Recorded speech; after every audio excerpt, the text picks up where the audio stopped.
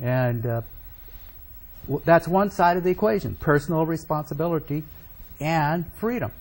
If I don't have any personal responsibility, then I don't get any freedom. I don't keep my freedoms.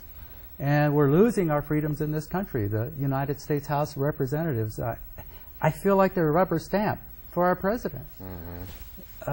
They just, well, our courts have finally said to the president, you cannot keep people in jail indefinitely without seeing a judge.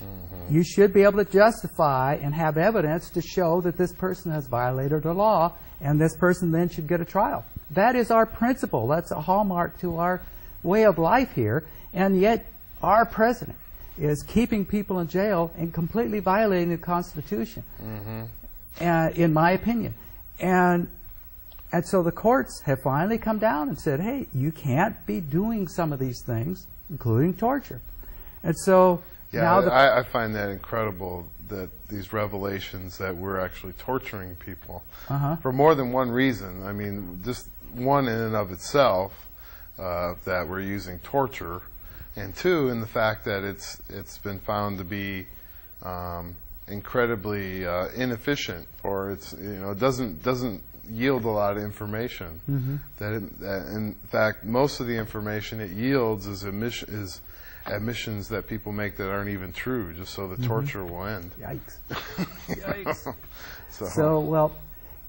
So now the president and his administration are close to being in violation of some of our national security acts, or our the world, I don't know the name of the law, but something to do with the National War Act or something like that, where we're in violation of that, and he may be culpable, and he may be prosecuted for those violations of these acts that we have.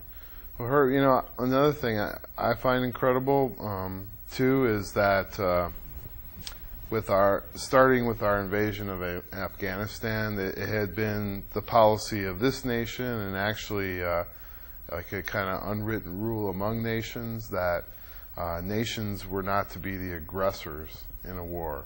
And regardless of the fact of what individuals were in a country and what even citizens of that country may have done, that unless that country's army had taken an aggressive act against us, we didn't invade another country. So what do you think about that?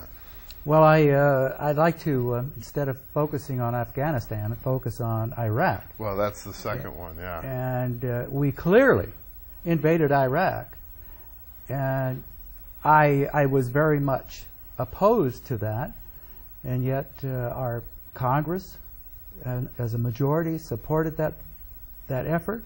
They funded it, and now we're there,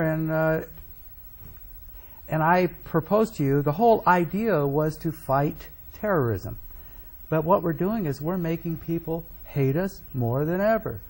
And the motivation for terrorism is hate, in my belief. And I think if we go back, we probably should have sat out World War II. We'd have probably been a lot better off as a nation if we'd have sat out that war, because it wasn't a close call like our propaganda told us. And then, since it was such a close call according to our propaganda, we had to keep fighting Hitlers. So our next Hitler we were fighting was in Korea, and then a third Hitler what we were fighting was in Vietnam. And all these Hitlers are costing us war, they're costing us money, and they're costing us people, and it makes our cost of living go up, because we didn't have to do any of those wars. We could have stayed home and had more of a pastoral nation. Well, it is true that prior to World War I, this country was considered to be an isolationist country, and in other words, all we cared about was what happened in our borders, and we didn't pay attention to what happened in the rest of the world.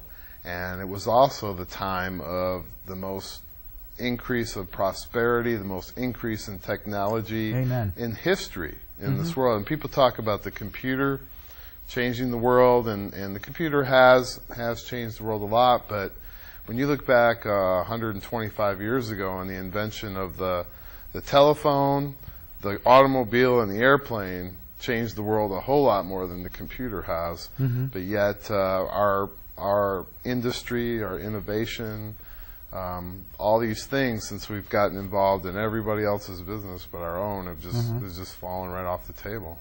Yeah, I'd like to go back with you back to 1900 or so. Since 1865, at the end of the Civil War, until about 1913, we had over 50 years of almost war-free existence. And during that time, we had some pretty marvelous inventions. We had the invention of the telephone, the telegraph, the automobile engine, the aircraft was invented in that time span. Indoor plumbing. Indoor plumbing. But the beauty of all those inventions is there was no federal subsidy to help somebody invent. People thought of it, and they invented it. They invested in it, and they made it work. And many, many of our breakthroughs came without any federal government involvement. And we were better off when the federal government was not involved in that kind of stuff.